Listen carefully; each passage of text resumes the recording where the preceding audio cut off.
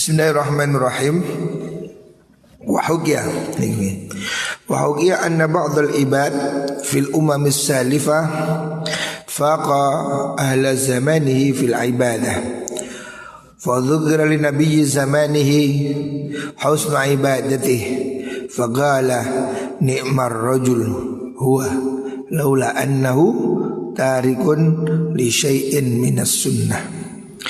Wa hukiyalan dan ceritakan ono opo anna ba'dal ibadi setuhune sebagiane ahli ibadah ya. Ada riwayat pada zaman dahulu sebagian ahli ibadah fil umami dalam pira-pira umat as-salifati kang wis dhisik. Pada umat yang dahulu ada orang ahli ibadah. Faqo kang ngungguli sapa ba'dul ibad ahla zamanihi ing ahli zamane ba'dul ibad fil ibadati ing dalam ibadah. Jadi ada riwayat pada zaman dahulu sebelum zaman Nabi Muhammad SAW ada orang yang ahli ibadah secara istimewa, ibadahnya top ya. Fadzukira mongko den tuturaken li nabiyyi zamanihi maring nabine zaman mengkono ba'dul ibad. Den tuturaken apa husnu ibadatihi baguse ibadahe mengkono ba'dul ibad. Faqala mongko dawuh sapa nabi ni'mar rajul, nikmar rajul iku sak bagus-baguse wong lanang huwa utai mengkono rajul utai mengkono ibad nih. Laula annahu lamun ora ana sedene mengkono rajul iku tarikun tinggal li syai'in maring suwi-wiji minas sunnati saking sunnah. Ada orang ahli ibadah terus diceritakan kepada nabi yang hidup pada zaman itu. Ditanyakan bagaimana fulan ini ahli tahajud, ahli zikir, ahli wirid, ahli puasa. Terus nabinya mengatakan dia itu hebat, nikmar rajul. Itu lelaki yang luar biasa. Sayang ya. Sayangnya apa? Laula annahu tarikun li syai'in minas sunnah. Seandainya saja dia tidak meninggalkan satu sunnah. Dia itu hebat, puasanya top, ngajinya top, tahajudnya top.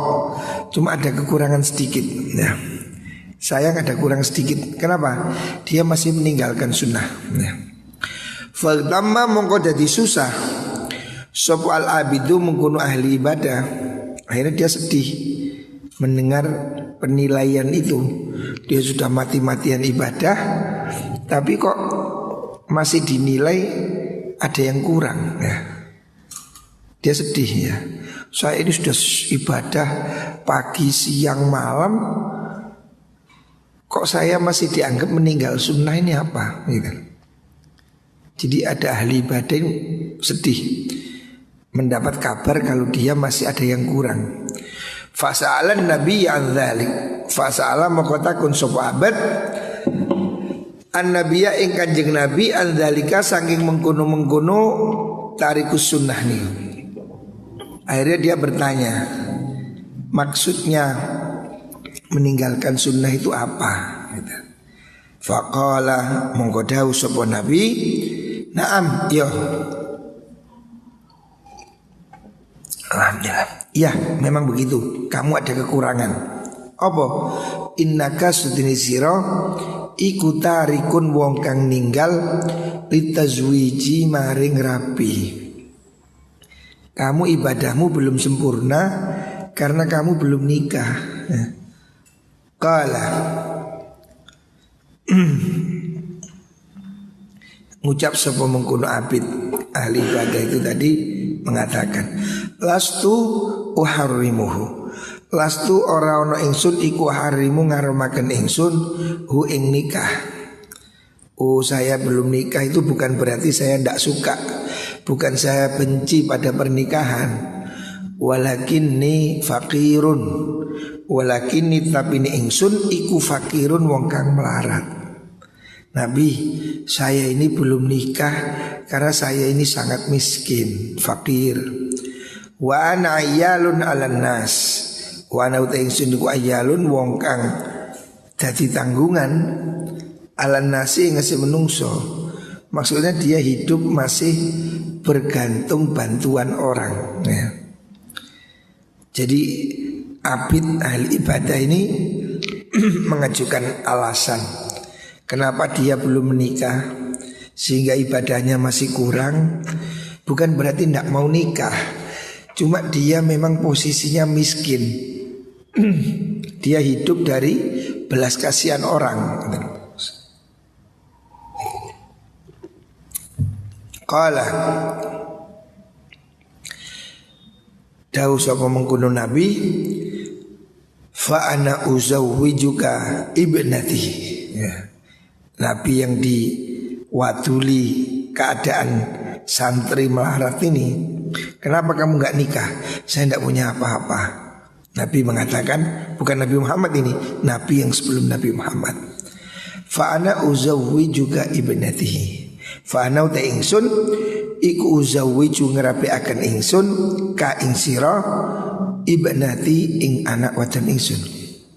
Ya udah, kalau kamu memang belum nikah karena tidak punya ongkos, saya kasih anak saya gratis. Fazawwajahu Nabi sallallahu alaihi wasallam ibnatahu. Fazawwajah mongko ngerapiaken hu ing abid sopan Nabi alaihi salam ibnatahu ing anake mengkono Nabi. Jadi saking pentingnya pernikahan, ada seorang Nabi mendengar keluhan santri ahli ibadah belum nikah. Ditanya kenapa nggak nikah? Nggak punya uang. Ya sudah, kamu saya nikahkan anak saya. Enak wis dadi mantune Kanjeng Nabi. Gara-gara apa? Gara-gara nggak punya duit ya. Gara-gara miskin malah diambil mantu ya. Tapi Nabi zaman biyen ya. Zaman dulu orang tidak materialis. Hari ini repot rek. Golek morotua sing gratisan nih repot sulit ya. Ada mungkin tapi sulit ya. Masyarakat hari ini sudah kadung menjadi kapitalis konsumtif ya. Semua orang dihargai dengan uang. Menikah kalau nggak punya uang susah. Biaya nikahnya mahal. Nah, ini salah satu penyebab kenapa pernikahan menjadi problem di masyarakat. Harusnya memang sudah ada gerakan ya. Kita ini harus memudahkan pernikahan. Di negeri Arab sudah ada lembaga amal yang mau meminjami kredit pernikahan, supaya ada orang mau nikah kredit tanpa bunga. Bahkan juga ada lembaga wakaf yang mau memberi uang nikah. Karena nikah ini penting ya. Masyarakat sebuah bangsa ini dimulai dari keluarga.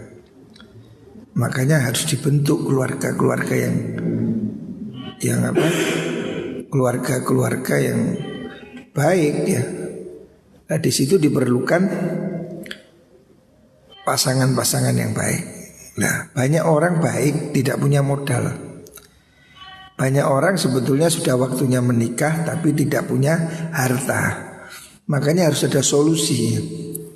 Bagaimana kita menggerakkan gerakan ayo nikah. Gerakan ayo nikah. Orang-orang yang sudah waktunya nikah itu harus didorong, nikahlah. Mudahkan nikah ya. Wa qala Basar Ibnul Harith. Wa qala dawu sapa Basar Ibnu Harith, Kiai Basar Ibnul Harith ya. Yang disebut dengan biasanya Basar Al-Hafi itu orang yang sangat terkenal seorang wali ya. Basar Al-Hafi itu orang yang keramat ya. Kalau sekarang ini keramat ya. Fadula ngungkuli Sopo Aliyah ingar si ingsun Sopo Ahmad bin Hambal, Imam Ahmad bin Hambal, bisa lasin sebab perkara telu. Bashar al-Hafi ini seorang wali ya, terkenal. Dia masih mengakui kalah dengan Imam Ahmad bin Hambal. Ahmad bin Hambal ini ahli fikih, pendiri mazhab Hambali. Imam Ahmad ini muridnya Imam Syafi'i. Imam Syafi'i muridnya Imam Malik ya. Jadi guru ke guru ini sambung ya. Imam Malik itu gurunya Imam Syafi'i. Imam Malik seorang yang hebat ya. Punya murid tidak kalah hebat, namanya Imam Syafi'i. Imam Syafi'i punya murid tidak kalah hebat, namanya Imam Ahmad ya. Jadi tradisi ilmu pada zaman dahulu ini hebat ya. Murid-murid tidak kalah pintar dengan gurunya. Harusnya hari ini seperti itu ya. Murid-murid ini harus punya semangat belajar supaya dia lebih pintar dari gurunya. Kayak Alfiyah itu loh. Pengarang Alfiyah Ibnu Malik dengan bangga mengatakan fa'iqatan Alfiyatab numu'ti. Alfiyah ini lebih hebat dari karangan guru saya nah, jadi muridnya ini tidak remeh-remeh gitu. Lah kalau murid lebih bodoh dari gurunya, terus muridnya nanti jadi guru punya murid lebih bodoh lagi, melahirkan murid lebih bodoh lagi, lama-lama jadi bodoh semua ya. Murid harus pintar. Kalau bisa murid lebih pintar dari guru, itu bagus, tidak ada masalah ya. Saya lebih senang ya. Alhamdulillah. Saya lebih senang seandainya murid ini lebih pintar dari saya, itu bagus ya. Imam Ahmad muridnya Imam Syafi'i. Imam Ahmad memuji Imam Syafi'i luar biasa, bahwa Imam Syafi'i itu matahari dunia. Wah, hebat. Imam Syafi'i memuji Imam Malik luar biasa. Kehormatannya tinggi ya. Saling menghormati. Lah, Bashar al-Hafi itu seorang wali, seorang yang terkenal, seorang sufi ya. Suatu saat Bashar al-Hafi mengatakan bahwa walaupun saya ini ya gampangan wong dianggap wali ya, kiai lah, tapi saya kalah sama Imam Ahmad bin Hambal. Dia mengakui kehebatan Imam Ahmad bin Hambal. Kenapa? Bisa lasin sebab 3 hal. Pertama, bitolabil halali sebab nyupre dunya halal linafsihi maring awak dewi Imam Ahmad wali ghairihi lan kedue liyane Imam Ahmad. Pertama, kata Imam Bashar al-Hafi, Imam Ahmad itu hebat walaupun dia seorang ahli fikih ya. Imam Ahmad ini mazhabnya yang berlaku hari ini di Saudi Arabia, ini mazhab Hambali, mazhab ahli hadis. Imam Ahmad ini diakui hebat oleh Bashar al-Hafi karena 3 hal. Yang pertama, kata Bashar al-Hafi, Imam Ahmad itu rajin bekerja. Dia mencukupi dirinya dan dia juga bisa menafkahi orang lain. Jadi ibadah itu bukan hanya sholat ya. Ibadah itu bukan hanya wiritan. Kamu bekerja untuk mempunyai uang, bisa membagi, bisa menyenangkan orang. Itu ibadah yang tidak kalah penting ya. Bahkan ada satu riwayat Syabdul Qadir Jailani mengatakan it'amul ja'i khairun min bina'i alfi jami'. Memberi makan orang lapar itu lebih baik dari bangun masjid, kata. Jadi orang dahulu itu peduli sosialnya tinggi gitu. Imam Ahmad ini salah satu contoh. Dia seorang faqih, seorang kiai, tapi dia pengusaha. Imam Hanifah juga begitu. Abu Hanifah itu ngajar di toko. Jadi dia di toko sambil jualan kain, sambil sinau ngaji. Jadi orang dahulu ini walaupun dia ahli ilmu tapi tetap bekerja. Imam Ahmad itu kaya, Imam Hanafi kaya ya.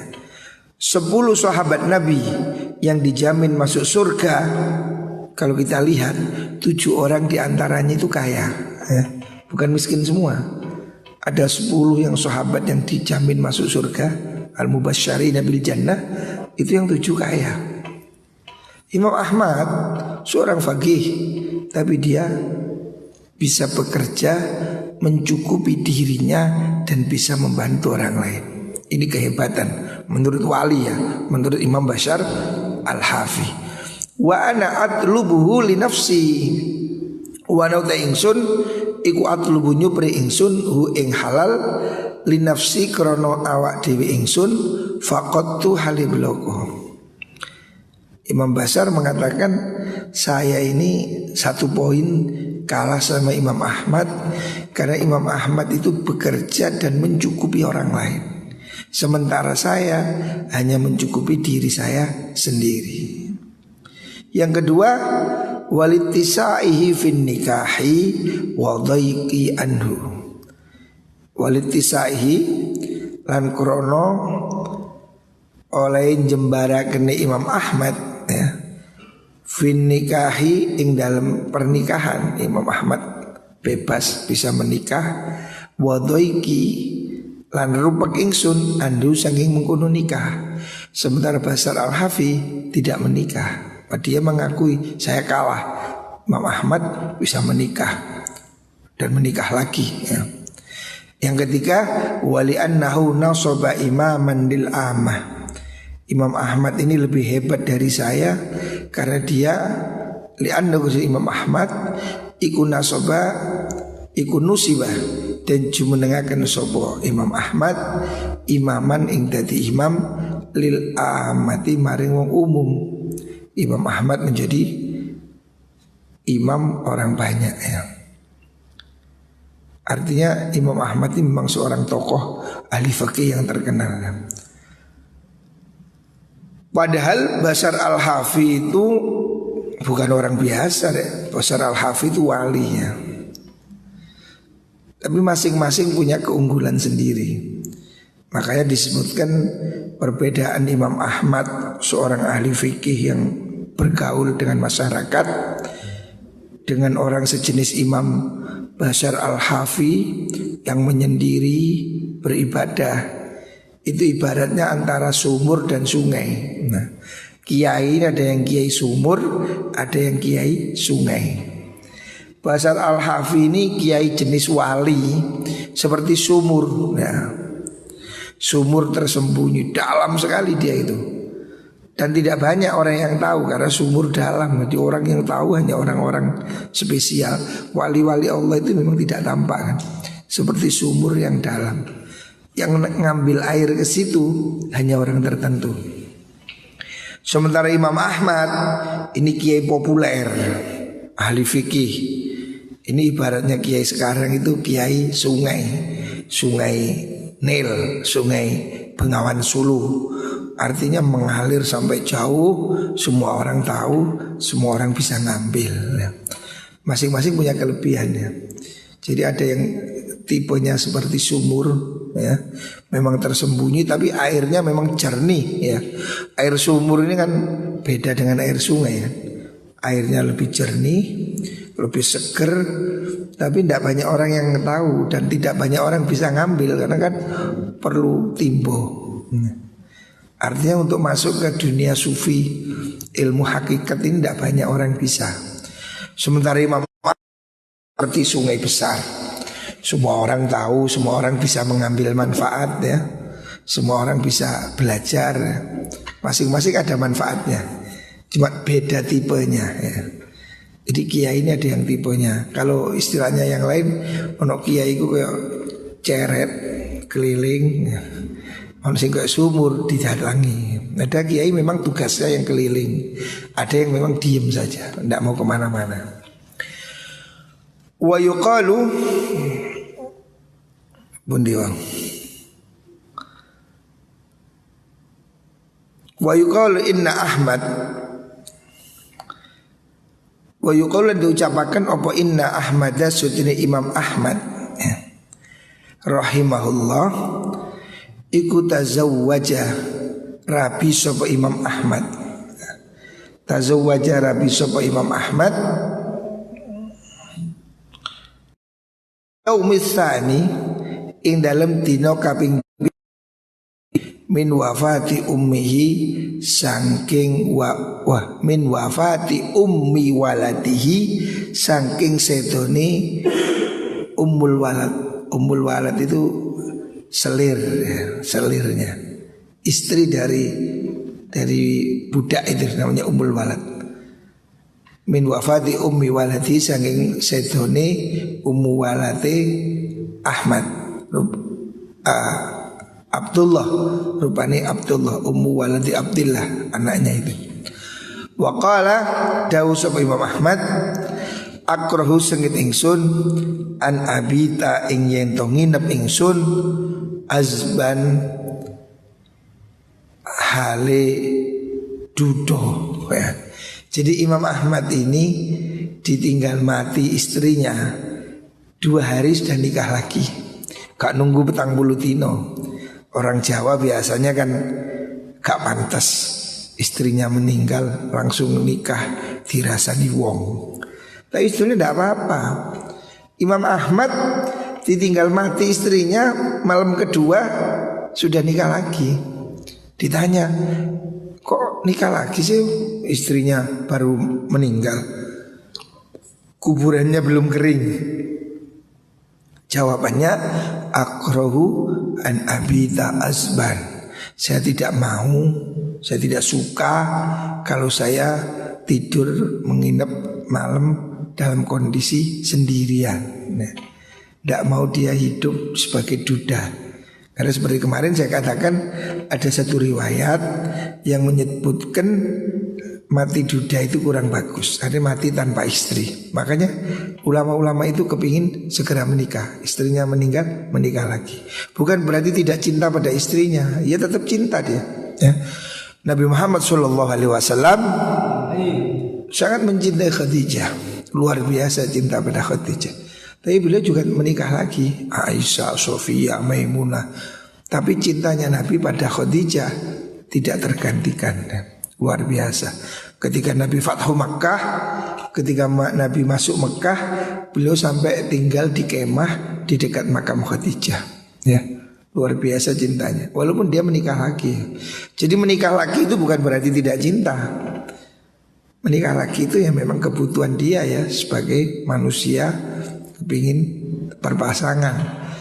Tapi Nabi tetap mencintai Khadijah ya. Tidak berarti Nabi meninggalkan Khadijah. Bahkan Nabi itu masih sering mengingat Khadijah. Sampai Sayyidah Aisyah cemburu. Kok Nabi selalu ingat pada Khadijah. Nabi itu kalau selamatan yang dikirimi teman-temannya Khadijah. Seperti itu penghargaan Nabi pada Sayyidah Khadijah. Tapi dia tetap nikah lagi ya. Jadi orang kalau tidak punya istri ya nikah aja ya. Bukan berarti harus menyendiri gitu loh. Wa amma Bashar, anapun Imam Bashar Al-Hafi, seorang sufi tadi itu, fa inna ustani Bashar iku lama kila semangsane den ucapaken lahu maring Bashar. Apa innan nasa stune menungso iku yatakallamuna padha gunem sapa nas fika ing dalem sira ditarkika krana oleh ninggal sira an nikah ing nikah. Ada orang menggunjing Kiai Bashar, sampean kok nggak nikah, kenapa? Nikah itu kan sunnah. Sampean ini kiai kok nggak nikah? Wayakuluna ngucap sopenas huwa utai Bashar iku tarikun tinggal li sunnati maring sunnah. Orang menggunjing Kiai Bashar kok nggak nikah? Apa kiai itu tidak mau sunnah? Padahal Nabi mengatakan an-nikahu sunnati. Kok Syekh Bashar Al-Hafi, seorang wali sufi, gak menikah? Ketika digunjing begitu, Imam Bashar enteng menjawab. Faqala, jawab sapa sinten? Bashar Al-Hafi. Qulu lahum huwa masghulun bil fardi anis sunnah. Kulu ngucap sira kabeh lahu maring nas. Kalau ada orang bilang gitu, jawaban yo, katakan pada mereka, huwa utai bashar iku masghulun, sibuk, ketungkul, tersibukkan sapa bashar bil fardhi kelan nglakoni fardu anis sunnati saking ninggal sunnah. Kata Imam Bashar, kalau saya disebut tidak menikah ninggal sunnah, katakan saya ini sibuk melakukan fardu sehingga meninggalkan sunnah.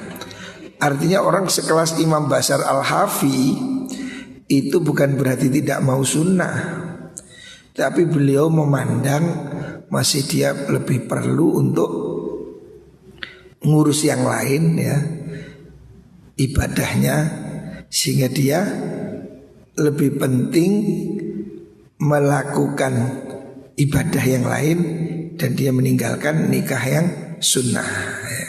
Tidak ada alasannya juga. Wa'uti balan dan cacat dicelah sopo Bashar marotan indam suci ambalan ukhrok yang liyo.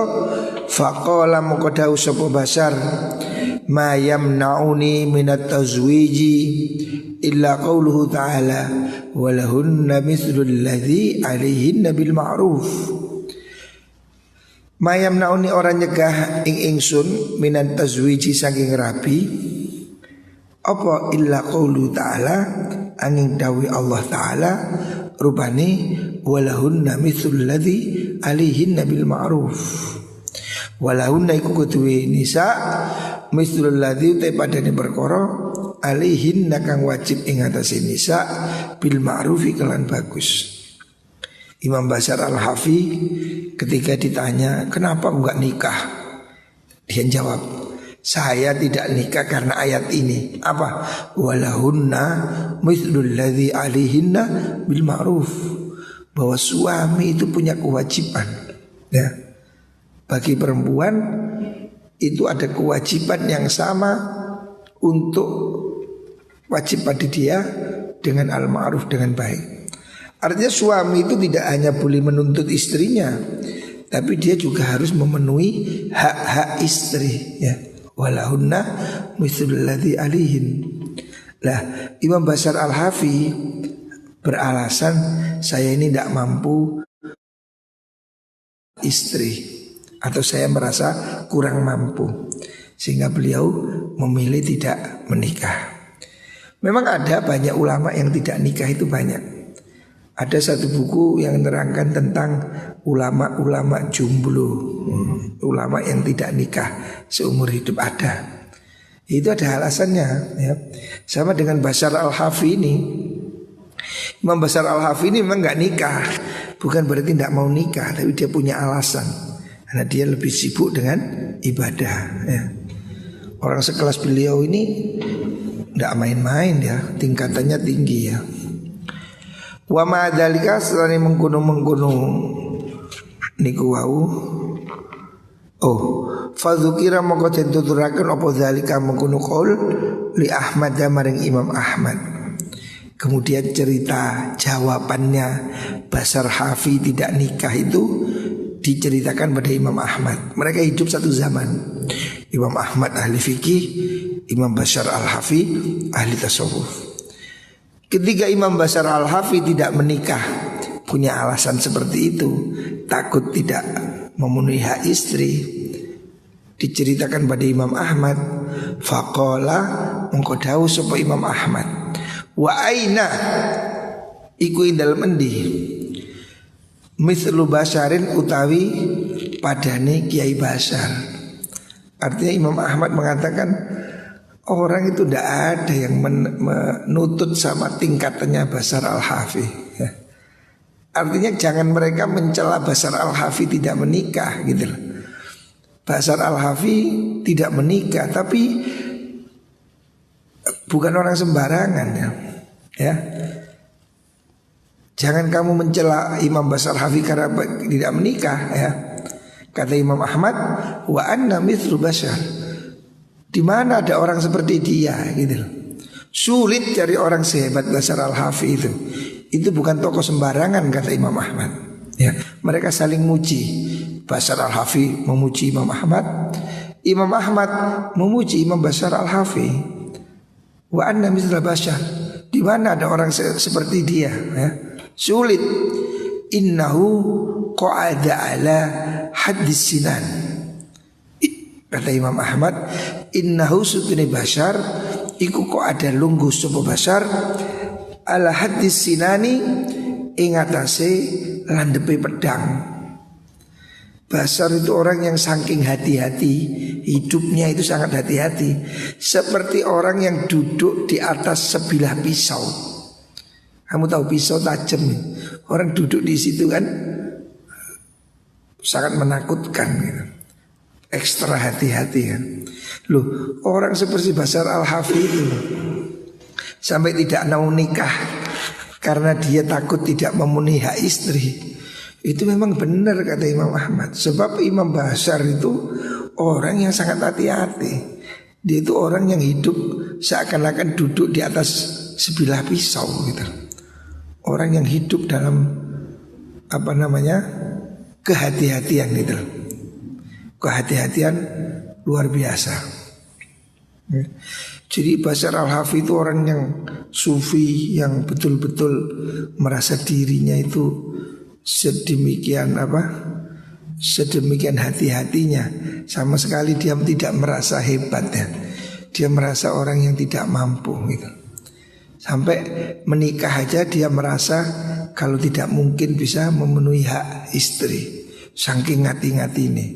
Makanya Imam Ahmad memuji dia, sulit mencari orang sehebat Imam Bashar al-Hafi. Itu orang yang duduk di atas ketajaman sebilah pisau. Artinya orang yang sangat hati-hati ya. Ya dia punya alasan lah. Intinya Bashar al-Hafi kalaupun tidak menikah, dia ada alasannya ya, gak main-main gitu. Wa ma'adzalika setelah mengkono qaul faqad ruya teman den riwayataken apa anna usniki Bashar al-Hafi iku ruya den tingali den impeaken sapa Bashar al-Hafi fil manami ing dalam waktu turu. Dia itu dimimpikan setelah meninggal, ada orang ngimpi ketemu Bashar al-Hafi. Faqila dan dawakan lahu maring Bashar al-Hafi, ma fa'alallahu bika, ma ing opo fa'alang lakoni sapa Allah bika kelawan sira. Kamu diperlakukan seperti apa? Kiai Bashar, sampean sudah meninggal, bagaimana kondisi di akhirat? Faqala dawu sapa Imam Bashar, ini dialog dalam mimpi.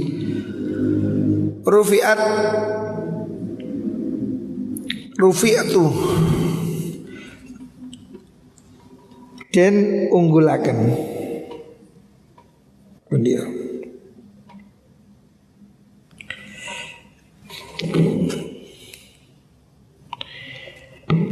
den unggulaken angkat ingsun utawa den rufiat nggih kena rufiat den unggulaken apa manazili pira-pira derajat ingsun fil jannati ing dalem swarga wa asrafa wa usrifa lan den tingalaken bikilan ingsun ala maqamatil anbiya'i ing atase pira-pira derajate para nabi ya. Dia Imam Bashar dimimpikan orang, ditanya gimana keadaannya. Oh, alhamdulillah saya ini ditaruh di surga yang tinggi ya. Saya ditaruh di tempat yang istimewa lah, di bawahnya para nabi. Tetapi ya, walam ablugh, tapi orang temeko ingsun manazilal mutaahilina ing pira-pira derajate wong kang rabi kabeh. Jadi dia diberi tempat VIP, tapi tingkatannya belum notok. Sebab tingkatan tertinggi di surga itu untuk orang yang punya istri. Jadi dia itu dapat lapis 2 surga, tapi belum yang A, masih B. Sebab yang A umumnya tribun itu A untuk orang yang punya istri. Nah Kiai Bashar ini karena tidak dapat istri, dapat VIP B ya, ini ya. Jadi penting rapi. Di swarga tiketnya lebih tinggi. Nah, makanya kalau kamu waktunya nikah, Tapi yo les duwe ya kalau sudah mampu ya. Wa fi riwayatin dalam riwayat kang liya ola dawuh lima ring ingsun kala dawuh sapa sinten wa basar niku lima ring kula wa ma kuntu ora ana ingsun iku uhibbu demen ingsun antal qani yen to tetemu sira ni ing ingsun azban hale wong kang duda. Maksudnya Allah mengatakan pada Basar, saya enggak suka kamu datang dalam keadaan duda. Kala ngucap sapa rawi, faqulna lahu, faqulna ngucap ingsun lahu maring Basar, ma fa'ala Abu Nasr At-Tammar. Bagaimana keadaan Abu Nasr At-Tammar ya. Maksudnya kiai yang lain yang sama, yang seangkatan dengan Imam Basar. Jadi ada orang ngimpi ketemu Basar Al-Hafi. Ditanyai, kiai gimana sampean di akhirat? Saya alhamdulillah masuk surga, tapi tingkatan saya masih menengah, belum naik yang atas. Kenapa? Karena yang atas untuk orang yang menikah. Terus orangnya tanya lagi, bagaimana Kiai Nasr At-Tammar, kiai satunya yang punya istri yang meninggal barengan sama sampean? Faqala dawu sapa sinten Basar, rufi'a fauqi sab'ina darajatan. Rufi'a den angkat sapa Abu Nasr fauqi dalam dhuwur ingsun sab'ina kelan 70 apa nih derajate. Wah, jadi ada orang mati yang sama dengan sinten wau Imam Basar. Waktu Imam Basar ditanya, gimana Kiai Fulan yang punya istri? Oh, dia surganya 70 tingkat di atas saya. Duh, sing duwe bojo surganya VIP 70 tingkat di atas, dia dapat tengah. Padahal Basar Al-Hafi ini ahli ibadah. Gara-gara tidak punya istri, surganya dapat menengah, gak oleh sing dhuwur. Sementara Abu Nasr At-Tammar dapat surga yang 70 kali lebih baik. Menurut riwayat ini ya, ini dan dialog mimpi ya, boleh percaya boleh tidak ya. Tapi dalam mimpi itu Basar mengatakan begitu, Abu Nasr dapat surga 70 kali di atas saya. Kenapa? Kok bisa? Padahal secara ibadah kayaknya Basar lebih hebat. Kulna bimada, kulna ngucap itu bimada. Kenapa? Fakot naroka fakot kunna temen ono kita iku naroka ningali ingsun utawa nekotaken ingsun ka ing panjenengan fauqahu indam sak dhuwure Abu Nasr At-Tammar. Orang yang ngimpi ini heran loh, kok bisa Abu Nasr surganya 70 tingkat di atasnya Basar Al-Hafi. Padahal di dunia ini kelihatannya Basar Al-Hafi jauh lebih hebat ditimbang Imam Abu Nasr. Basar Al-Hafi ini tokoh sufi, tapi kok di surga kalah. Napa sebabnya? Qala dawu sapa Kiai Basar bisabrihi ala bunyatihi wal iyal ya. Ala bunyatihi wal iyal. Kenapa dia dapat surga VIP? Sebab bisobri, sebab sabari Abu Nasr ala bunyatihi. Bunayya itu anak kecil, banat bunayyat, piro-piro anak wadon cilie Abu Nasr wal iyali lan keluarga. Jadi dia dapat surga VIP sebab dia sabar ngingoni anak bojo ya. Ngingoni anak bojo oleh ganjaran ya. Orang bekerja menafkahi anak istri itu dapat pahala ya. Bahkan kata Rasulullah SAW,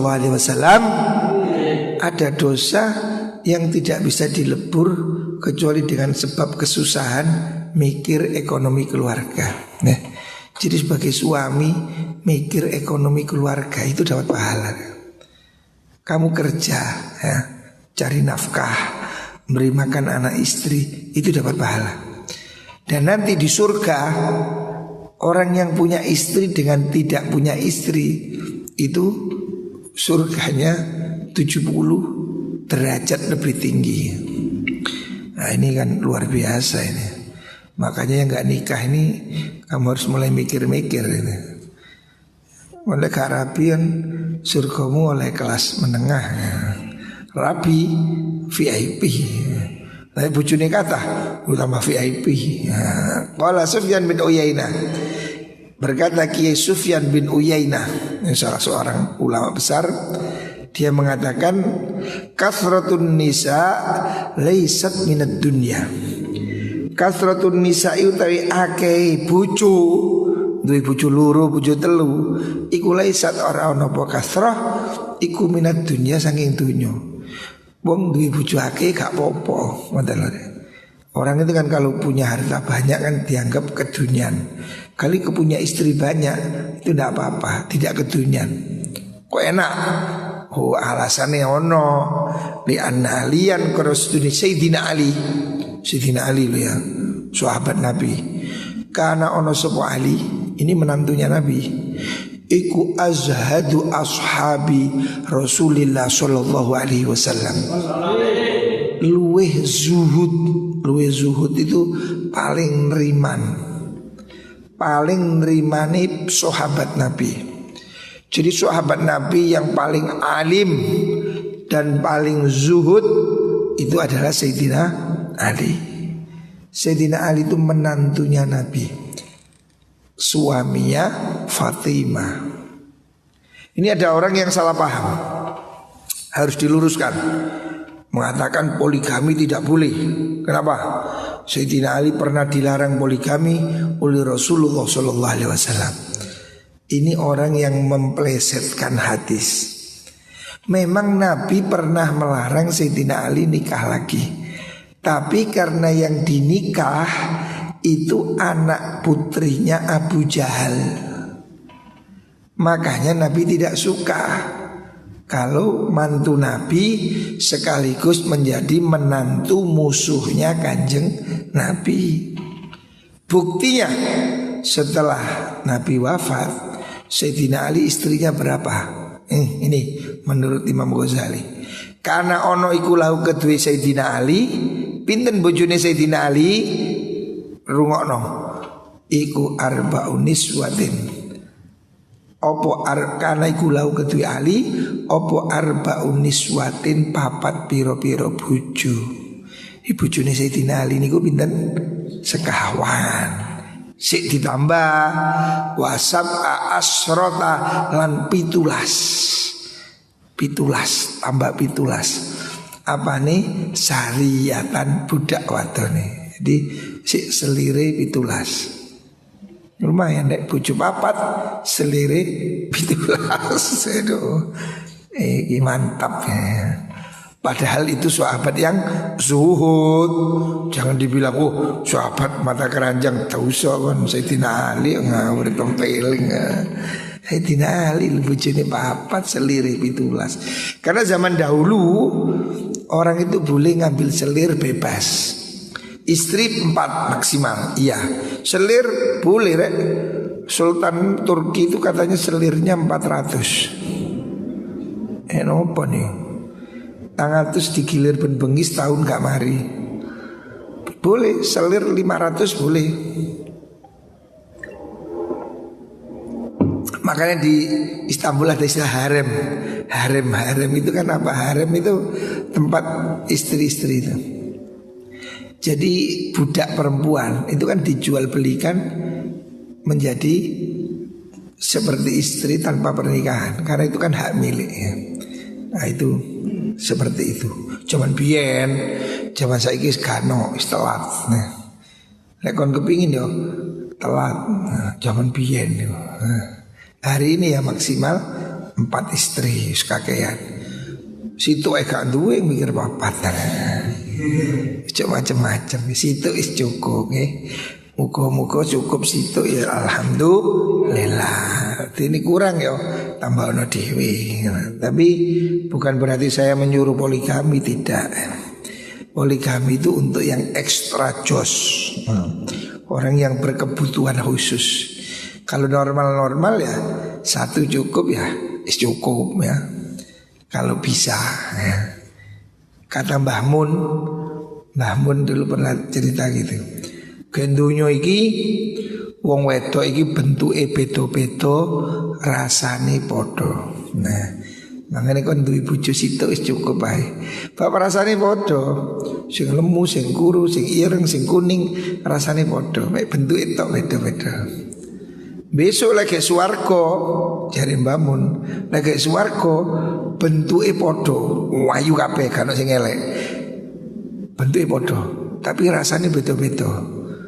Mungkin orang sing ngerasa Sprite, Fanta, strawberry, ngono kira-kira. Ke akhirat. Lagi dunia iki bentuke tok, casing tok sing beda. Rasane padha ae. Makanya dawuh Nabi, kalau kamu sudah punya istri, kok kepingin wanita lain, segera pulang. Mene awakmu nang pasar. Kata wong wedok kok menul-menul. Sojo diwasno mulia cekel wae bojomu. Ya wae wong iku padha mek wae bojomu ngono lah. Anune iku kono ane iku padha ae. Artinya situ ae wis cukup ya. Itu lebih baik, lebih aman nih. Insyaallah muga-muga diparingi jodoh sing berkah. Sakinah, mawaddah, warahmah. Amin Allahumma amin.